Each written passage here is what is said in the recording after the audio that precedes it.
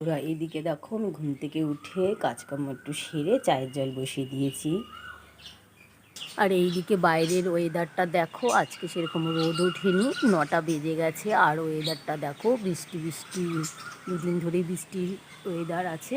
আর আজকে সকাল থেকে একদম রোদ নেই। ওয়েদারটা তোমরা দেখে বুঝতেই পারছো। তো চলো, গরম গরম চায়ের সাথে ওয়েদারটা ভালোই লাগবে। চা খাওয়া কমপ্লিট করে এখন আমি আটা মাখছি, সকালে আজকে রুটি করব। আর এই নিচে জিনিসটা আমি কেন দিয়ে নিই, যেন আটাগুলো চারিদিকে না পড়ে যায়, ওই কারণে।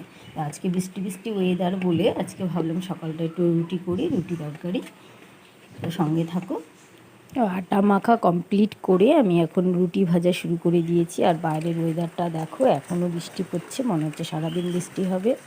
তো দেখো আবার রুটিটা কত সুন্দর ফুলেছে, ফুললেও মনটা খুব ভালো লাগে। আর এইদিকে দেখো কতটা বেলে রেখেছি, আমি বেলে বেলে ভাজি একবারে করতে পারি না। এদিকে রুটি আর ডিম তরকারি সকালের খাবার। তো এই ডিম তরকারিটা কালকে ছিল, খাওয়া হয়নি, তাই আমি আর মা, আমাদের দুজনের কোনো ফ্যাক্টর হয় না। তো সঙ্গে মার চাও আছে।